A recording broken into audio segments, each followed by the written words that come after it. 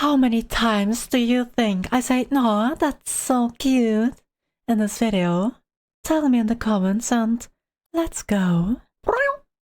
Alright, oh, what's the video? The depressing reality of being a small cat. Being a small cat sounds really cute, really adorable, so chat, let's watch a video about some cute little kitties. I like cats, They're so cute. Now, if you go outside, right? You go outside and you don't find a cat there. You have not gone outside. You've gone to hell. Or the poles, which is the same thing, just frozen over. From the desolate dunes of the Sahara to the wilds of Houston, Texas, cats have colonized virtually every aspect of this planet. There is no animal that's gotten more mileage out of humanity just by being itself, and you can tell, because where wolves would have treated us like the plague if they knew pugs were down the line, 99% of people can't tell which cat belongs in a pet store. Thanks for Chat, I just wanna be a little cat. Just let me be a little kitty. pausing. It's none of them. And believe it or not, that might just be what kills them. Because 99 is also the percent of wildcat funds that have gone to tigers, jaguars, and other big cats. Big cats are like the football flex of a D1 school. They'll never not have funds for new uniforms and infinite DoorDash. Meanwhile, engineers sleep in bedbug-infested abandoned bomb shelters. The other cats are so cute it kills them. Because most of the public is impressed about the population of something that looks like you can find it in an animal shelter. So One cat might already be in the genetic gulag because of it. So this video is about the small cats, for their sake and yours, because no one ever said there were too many cat videos. Pure Spite already made me talk about the difference, but the short version is, big cats are cats that can roar. Somehow snow leopards slid by.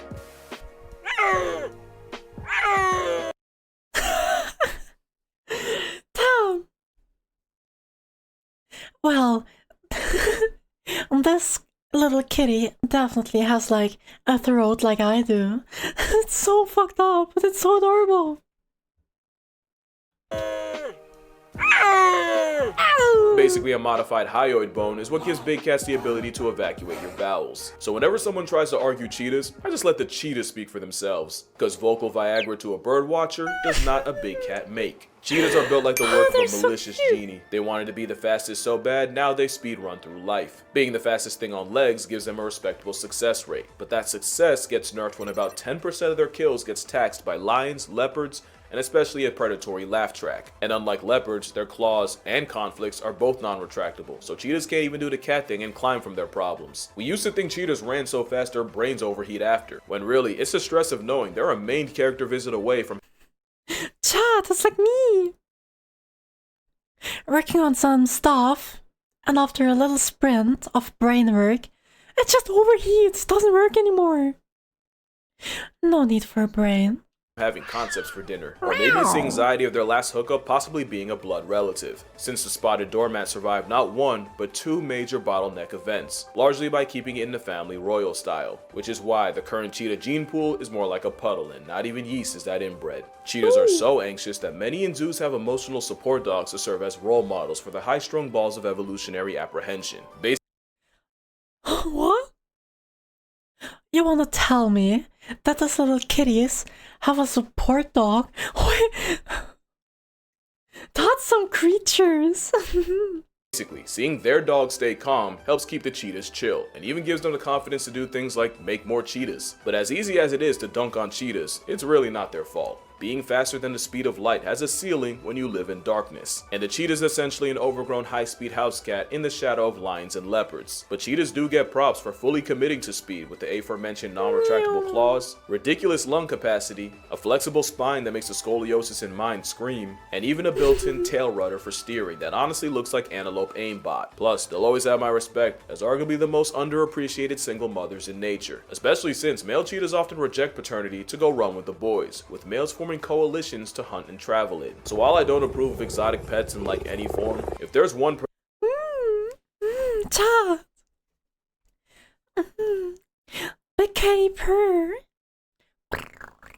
predator begging to go the way of the wolf, I'd have to vote for the Ferrari feline. The Serval took what the cheetah did for speed, but for jumping. The Serval's been called the Frankencat for looking like it was assembled at a lost and found. They got ears so big that I probably could convince you that this isn't a filter. Each ear can rotate 180 degrees independently, and wearing a Mickey Mouse headset means they can pinpoint the proverbial needle in the less than proverbial haystack. But it also means they file a noise complaint every time someone thinks for themselves. I wrote like 9 more ear jokes, but surely he's heard them all before. Besides, it's far more freaky that servals have the longest legs relative to body size of any cat, and once you see it, like anti-fascists, you'll never not see it. It's what gives servals what many call video game bounce, as they can leap up to 12 feet in the air. But it also Yeah, Chad, don't hide something up there.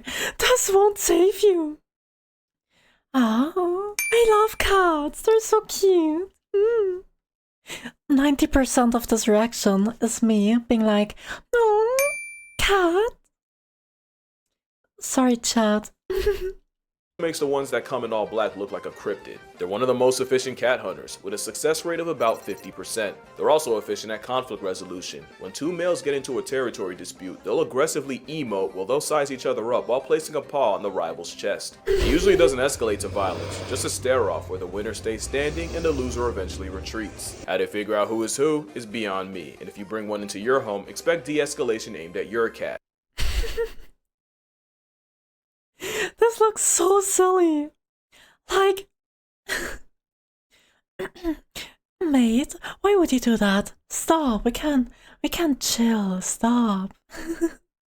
Many don't stop at if, with folks mixing a serval and a domestic together to make a savanna cat. Not unlike the pug, I can't say I approve of them as a concept, but I guess it's better than people playing house with an actual wild serval. Doing it with a non-domesticated nope makes even less sense. I've seen many videos of a caracal in someone's house, but not one where he seemed happy about it. The caracal is also called the desert lynx, but let's be real, we all know him as Floppa.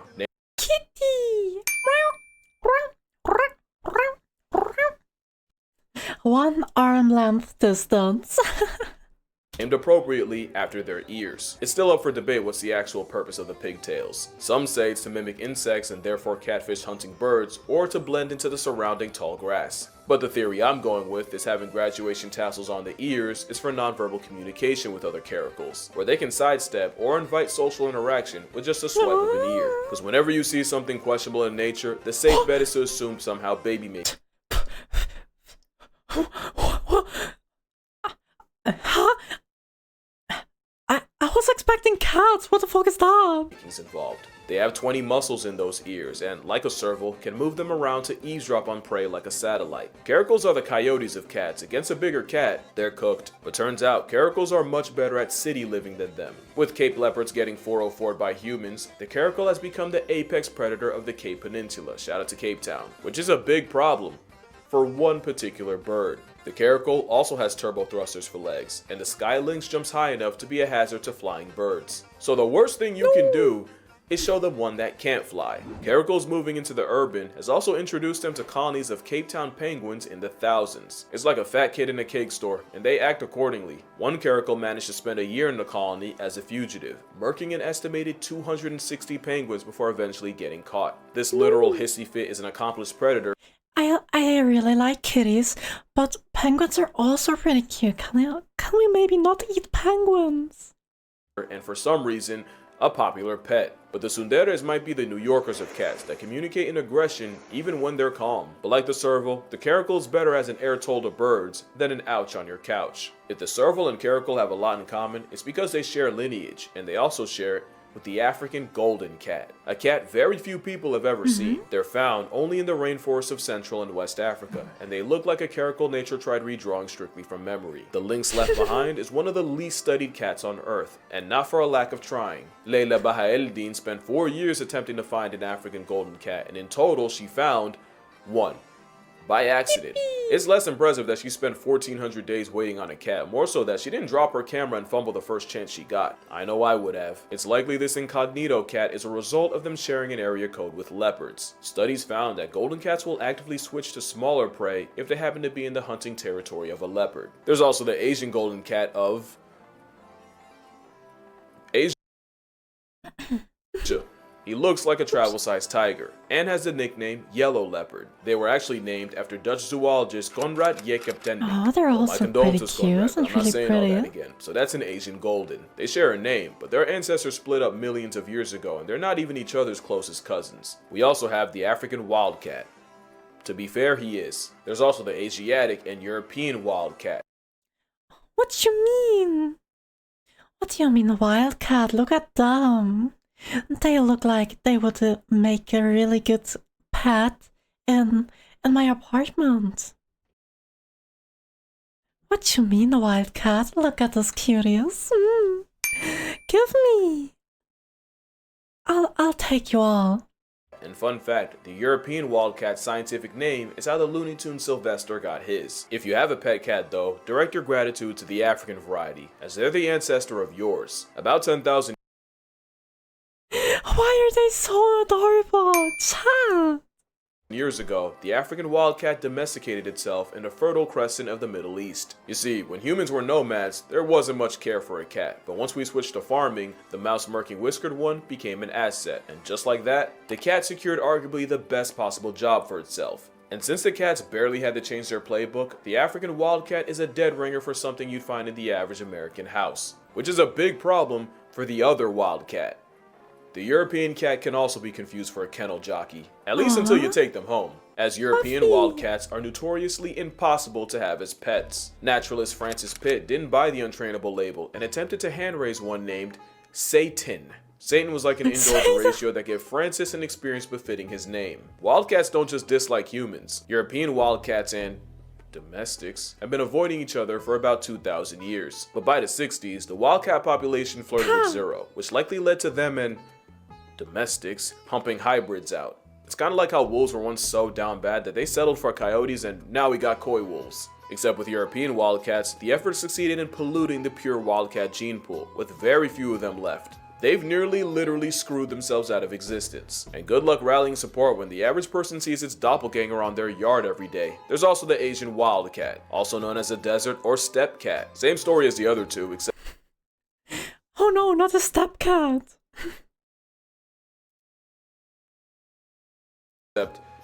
there's something inexplicably satisfying about this one. Maybe it's the sand coat seasoned with marks to help break up its outline. Their existence is proof that I could never cut it as a cameraman. Put this in my sight, I would lose all professionalism and likely my lips as I pss myself out of a... Yes, just pss. Come here, kitty. I have a new home for you. You're so adorable. Come here. Cat.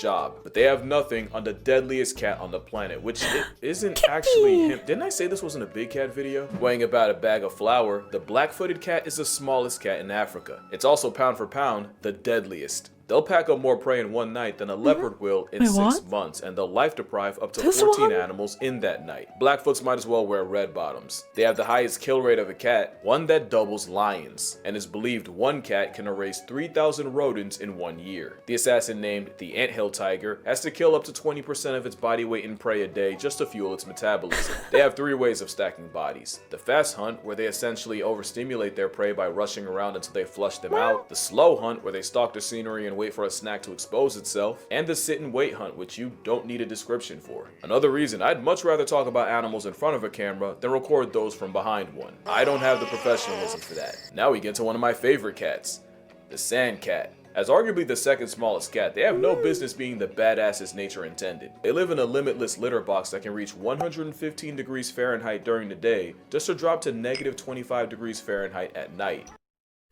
Also really cute. They do really remind me to those desert foxes. They're also really adorable. They kind of have the same vibe, just like cat and fox, obviously. Luckily, sand cats don't need water. The blood of their victims is sustenance enough. The Sahara warrior can go without water longer than a camel because they get what they need from their prey, which often means leaning on their blood. Blood that washes down the venomous snakes the sandcat will headshot and eat. But the biggest headache goes to anyone trying to find them. Sandcats have furry foot pads that protect them from the scalding hot sand, but it also means that they don't leave behind footprints. Also, they spend most of the day underground and the night hunting throughout its range, with some cats covering as much as 8 miles in a little over 24 hours. But even by the grace of God, if you stumble into one, you can still blindly walk by your blessing, since sandcats will famously close their eyes at night when a human approaches, so they can't be clocked by their eye glow. So if you ever see a sandy cat in the wild, say thanks, because that's entirely the cat's discretion. They're so adapted to live in the most unlivable place ever, they actually struggle when you take them out the trenches. The same respiratory system designed for Satan's sandbox is prone to infection outside the desert. You wouldn't want one in your house anyway, since sand cats primarily communicate through golden showers, and if you know about desert animals, the smell of their urine would have them kicked out. Still one of the cats of all time. And on the other side of the spectrum is the fishing cat, not to be confused with the fisher cat, which is neither. Unlike them, the fishing cat actually earns its name, living in places like the Sundarban mangroves in India and Bangladesh. Well, I mean, the usual suspect. Usually cats be like, ew, water. At least mine are, and most are. But I've seen some big cats swim quite a lot, like tigers especially. They take a swim sometimes. I don't know why. I don't really think they enjoy it too much, but at least they swim. The aqua kitty can dive and swim long distances, and they fully committed with partially webbed feet, an aerodynamic head, and claws evolved in the form of fish hooks, basically the fish terminator, with about 76% of a fishing cat's diet coming with gills. They spend most of their time in shallow water, wading, and they'll even flick the water surface to mimic insects in order to fool the fish. They're capable climbers too, and scientists have clocked them snatching baby birds out of nests. Fishing cats might be the feline raccoon equivalent, as they've slowly been moving into city areas of places like Sri Lanka. It's not that out of place to be walking down the street and see a feline fisher hunting in a garden pond, and some are even popping up on rooftops and in attics. Really a catastrophically, no pun intended, underrated cat. And that's actually a problem. They're vulnerable, it's just that most people don't even know they exist, so... I mean, I've never heard of that cat, like this one is special. You never hear of it, you always hear like the basic ones, like the lions, the cheetah, the leopard, tiger, the normal house cat, wild cat and stuff.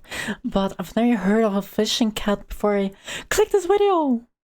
They get shafted on funding. The flat-headed cat is even less known, and honestly, they got hoed hard-bodied. If we would have found them first, they probably would have taken the fishing title. Up to 80% of a flathead's diet can be fish, and those eyes that are almost uncomfortably close together give it perfect binocular fish flatlining vision. Dog, even their toes are more webbed than the alleged fishing cat. But this Auburn aquatic got stuck with flat-headed.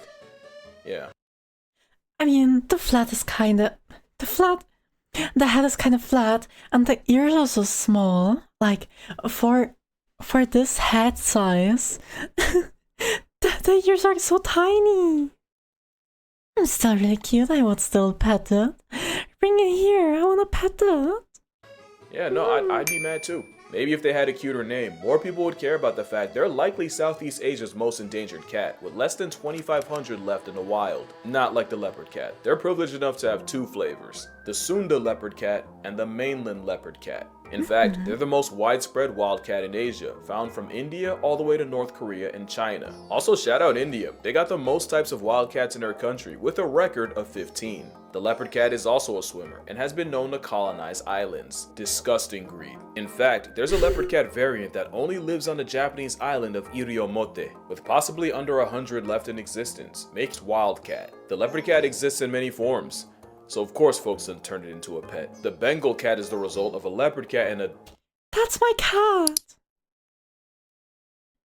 Chad, I have him! I have exactly this creature. This is mine!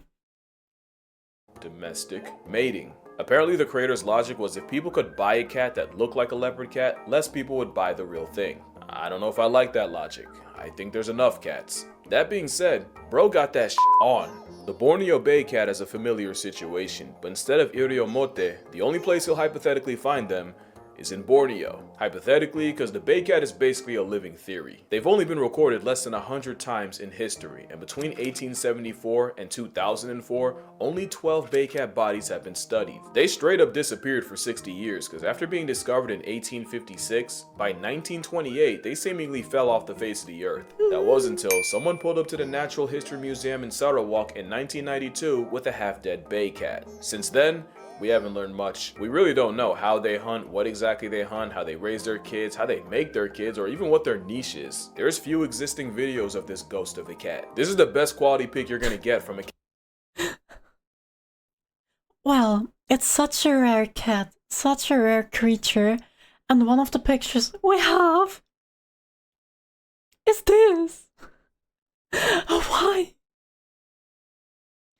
Chad, we did them a little dirty, I guess, with that picture.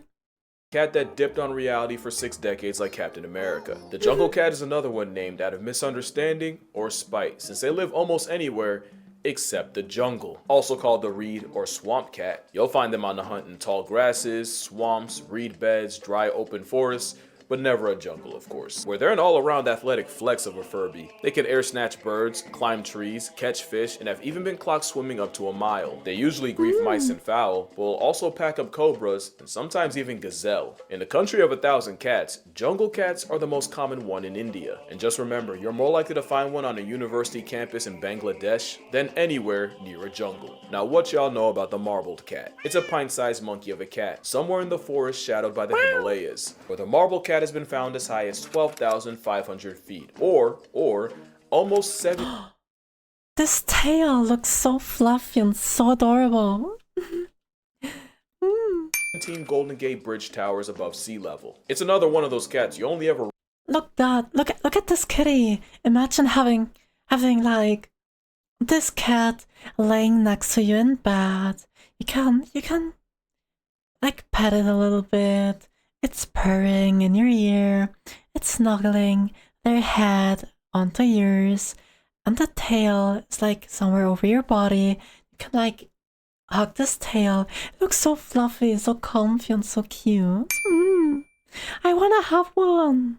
Run into by accident, since the marble cat spends almost its entire life in the trees, moving like a 1.5-foot predatory spider cat, where they likely inflict all manners of PTSD on the primates they prey on. Ironically, the less than 10-pound marble cat almost stole itself a spot with the big cats, with them once considered panthers. And now, we get to one of my favorite cats of all time. Look at this dude. The clouded leopard is like a cat forgotten by time.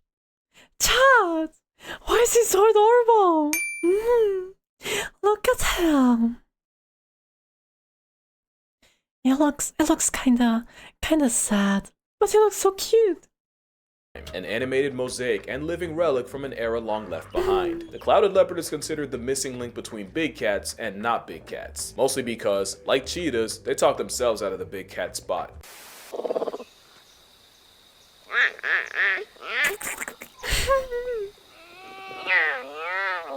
That is an apex predator, one that's about 3 feet long. I swear I thought they were jaguar sized as a kid, but that's probably because the first time I ever heard of one, it was trying to turn the rugrats into baby coffins. They are the closest thing to a modern day saber-toothed tiger, not by DNA, but by virtue of having the longest canines relative to body size of any cat. Like the leopard cat, the clouded leopard has a Sunda and mainland variant. While this photogenic fossil has never attacked a human, they're a threat to literally everything else. And with ankles that can rotate, and not just in the Gordon Hayward way, they can climb down trees head first like a squirrel, or upside down, because when you're apex, you just start trying shit. They're even a danger to each other. They're one of the hardest cats to breed because males often kill their mates in the process. Less than 20% of cloud cats. Okay. Well, we were no kink shaming for starfish, but maybe for this one. Cats in captivity are successful at mating, making them the panda of cats. But if you were expected to drop trow and make a beast with 2 backs with a complete stranger in a room full of voyeurs, you'd be less than cooperative too. It doesn't matter the size or the looks they serve, a cat of any kind is a savage to its core. And look no further than this guy. The rusty spotted cat is called the hummingbird of cats, and they're another one that could spawn in a pet store and no one would blink. That is until it murks everyone else. The rusty spotted is a highly skilled assassin that'll pounce on prey from the trees, and I really wish I had footage of that. 19th century T.C. Gurdon kept the paperweight predator as a pet that earned his respect by hunting the squirrels in his house. The cat earned a little more when T.C. caught it attempting to choke out a gazelle by clamping on its neck, and the cat had to be physically removed from the now surely traumatized gazelle. That doesn't change the reality that this cat would get my credentials confiscated if I ever had to film one. But it's so small and adorable. They would never do like bad things. Nuh-uh, they're way too cute for that.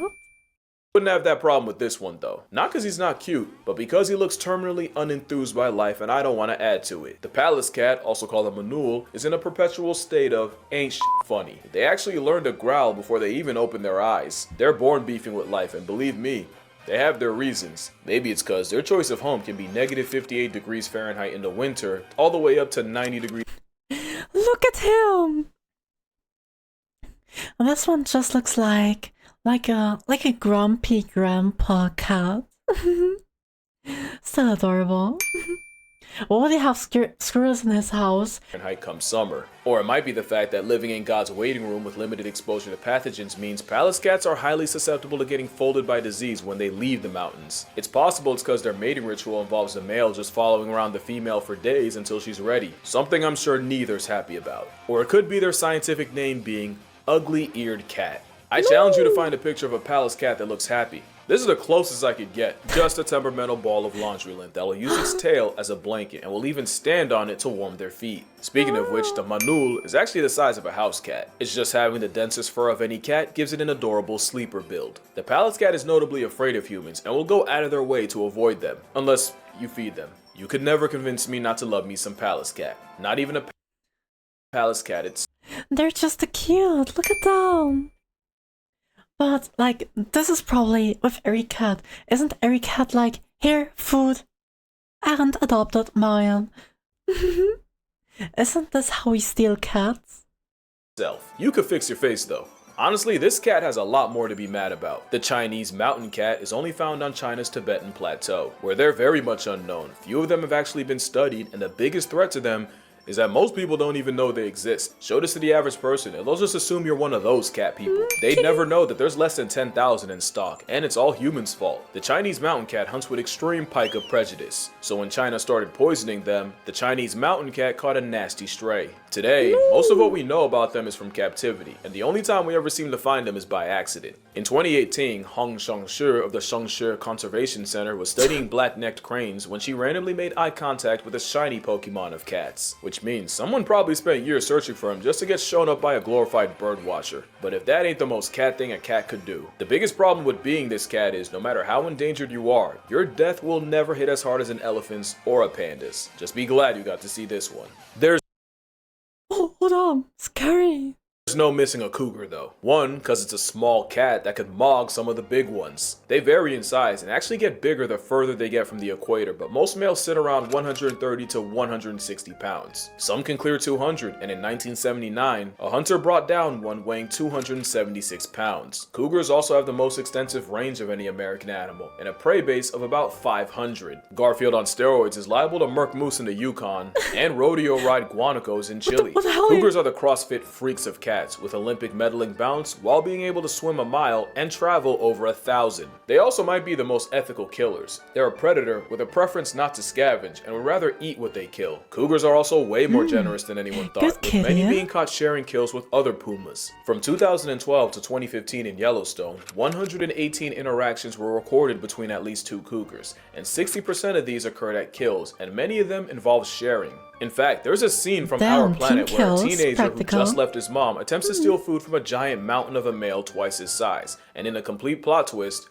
the old man let the little one slide. But there's one predator that gets absolutely no love from cougars. Because mountain lions and wolves have a blood feud, where wolf packs will gang up on any lone lions, but one-on-one, mountain lions commit first degree on a wolf. But recently, there's been more of a trend of mountain lions stalking, jumping, and murking wolves on sight. Since 2013, cougars have been responsible for 30% of documented wolf deaths in Washington. Wolves also have beef with the lynx, but the wolves tend to do a lot better with that matchup. There's 4 flavors of lynx: the Eurasian lynx, Iberian.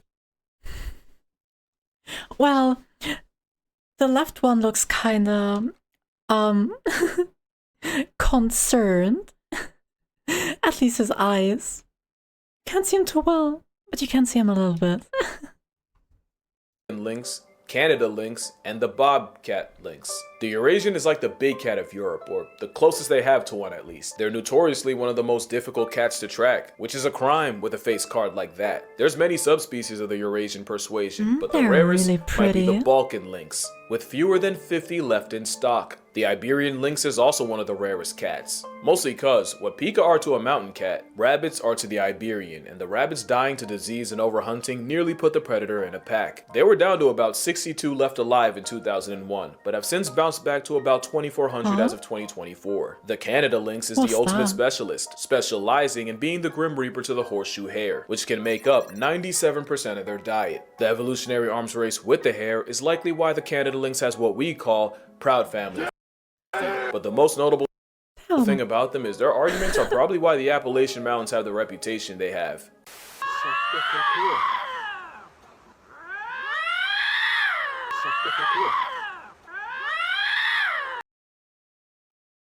Well, that's a way to solve your problems. You can fight. You can hiss. You can try to do it friendly, or you just scream at each other. I mean, why not? Then there's the bobcat, which I learned way too late in life is just a lightweight lynx, named after their short, stubby, truncated tail. Is that out of pocket? Would naming this guy Toby or Robert be? You decide. Bobcats aren't just the most common wildcat in America. They have one of the longest grocery lists too. They'll hunt rabbits, birds, mice, squirrels, but will also fish for salmon and sometimes try and solo deer. One bobcat was caught dragging a shark out of the ocean, and before you ask, of course, Chat! This is me! Another was caught attempting to bully a black bear out of food. The lynx is dangerously close to being considered the honey badger of cats. They're just a castration claim away. You know, I almost forgot to mention, the cougar also shares distant lineage with the cheetah, but its closest relative is... This is a Jaguarundi, or dark jaguar, even though it looks like a self-hating weasel. I feel bad for them. Because their ranges overlap, they're definitely aware of cougars, and knowing that's what your closest cousins got blessed with is like evolutionary rage bait. It's like the maned wolf and bush dogs, just remarkably unserious. The Jaguarundi moves like an animal that should only exist in black and white film, but being built like an identity crisis otter actually helps them hunt without being put on a shirt themselves. It really the looks first like link is able to slip through dense undergrowth while avoiding other cats, which they're really good at. In fact, they coined the phrase, the ocelot effect, which means if you see an ocelot, you know you won't find a Jaguarundi, because the former bullies them into hiding. But apparently the biggest threat to a Jaguarundi is being mid. According to researchers, the problem is they're not the biggest cat, they're not the smallest, they're not even the biggest of the smallest, they have no spots, no stripes, they're not especially endangered, just a remarkably unremarkable cat. In fact, a lot of times they get caught on cameras when the lensman was checking for someone else. Even their name isn't that original. I really hate that for them, because the Jaguarundi's dope enough on its own. They deserve better. Same with the Andean mountain cat. They're endangered. Aw, look at this one! Look at this creature! This one is also really adorable. And finding this cliff kitty in the wild would mean psing in the Andes mountains as high as 12,000 feet. It's beauty that'll take your breath. That is, if the altitude leaves any left. We don't know that much about this cat, and that has to be the 6th time I've said this in this video. And that's the problem. They also prefer death over bondage because they almost refuse to survive in captivity. Every time we tried, the mountain cat retired to a was before we could learn anything, making it one of the least understood cats on the planet, and we still can't nail down exactly how many there are. But that's also cause they're constantly getting confused with the Pampas cat. The Pampas is like a video game character with multiple colorways. You ever experienced the anarchy of playing Smash Brothers with 8 Kirbys? Studying the Pampas is pretty much the same, since science says there might be 5 different species of them. But they're obviously all the same. But they have really pretty patterns, not gonna lie. I like the patterns and the different color schemes. I wanna collect them. Chat, I need some more cats in my house, please.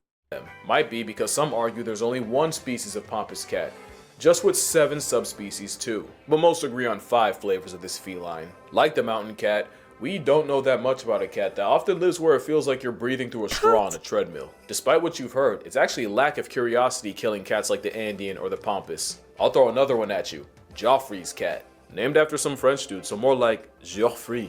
No, not the French! Free me! Another problem with being a house cat is people will pick them up thinking they're a house cat without a home, only to find out at the vet, which has to be annoying. It's kind of like snatching the vertically challenged off the street and then trying to put a grown man in a booster seat. To be fair, that's the black morph version.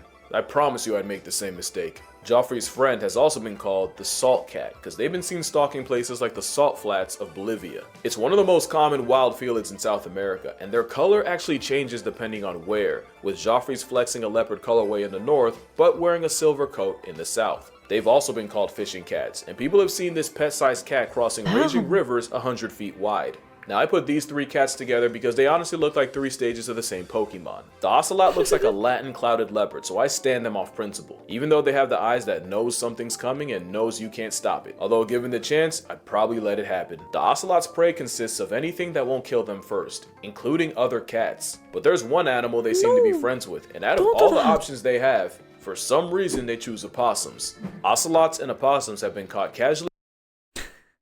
Wait, what? Ocelots and opossums are friends? Well, that's some crazy lore. I did not expect this kind of friendship. That's kind of based. Chat, next animal in Minecraft we need is an opossum that is like running next to ocelots in the jungle. Come on, give me this Minecraft update. Give me the opossums. I want to see exactly this relationship. Walking around together, and this wasn't just a one-time occasion. This has happened multiple times throughout the years. They even tested this by placing fabric strips with the scent of an ocelot, one with a pumas, and some random third, and the opossums overwhelmingly preferred Ode to Ocelot. We don't know what it's about, but I'm getting shades of badger and coyote. The Margays, like nature, copied the Ocelot assignment, but changed a few answers. It's an anime-eyed paralysis demon to anything in its weight class in the trees. They also have ankles that can rotate 180 degrees, meaning they can free run through trees and cancel life. I mean, my ankles can also rotate pretty well. It just hurts. Don't do that. Subscriptions while hanging upside down. It's a mythical tree merchant that'll use psychological warfare against their prey, because Margays will imitate the sound of their prey to lure them out. One Margay was watched mimicking the cry of a baby tamarin, apparently well enough to convince the adults to stop what they were doing and investigate. This branch warrior is serotonin to anyone who isn't a bird or a monkey, but the Codcod is like boss music for depression, also called the Finya. It's one of the smallest cats in the world, weighing about as much as a 5-pound dumbbell. Unfortunately, not everyone thinks they're cute. To Mapuche locals, the Codcod was an omen of famine, disease, and even death, and would be destroyed on sight. According to legend, the Codcod is immune to bullets and has a habit of decapitating chickens to drink their blood, which led to a lot of farmers smoking them out of principle, even though Codcod do them a service with free rodent control. Luckily, the Codcod's reputation has gotten better throughout the years. And last and certainly not least is the tiger cat, also known as the A tiger cat. Interesting. Hi for White. Hi, how are you doing? Welcome in. We're finishing up a video about different wild and not so wild cats. And after that we're going to some other videos. I hope you're doing fine. Scylla. It's like nature heard me hype the clouded leopard and the Margay just to mess around and give me both. When they're not stalking the jungle floor grocery shopping, they're shacked up somewhere in a tree. It was once thought to be another version of an ocelot until they were eventually determined to be their own thing, and in 2013 it was discovered that there's actually 2 separate species of tiger cat. But in total, it's said there's under 10,000 tiger cats left, with deforestation speedrunning the decline. And just like that, that is every small cat. Holy f***. This will be by far my longest video. Only cats could get that out of me. Cats are in this weird place where they're so normalized, many don't realize how close many of them are to only existing in past tense. But one way to help is just by acknowledging them. And I've done my part, so that's gonna do it for this video. Look, I'm tired, bro, so we just gonna run through this. My book, my Patreon, if you feel like it, I don't really need it. Drink water, call your parents, cat, and I'ma see y'all in the next one. Hey babies, you got 500,000 people that love yous. What do you think about that? Yeah. See, you got 500,000 people that love you. Yeah. Say thank you.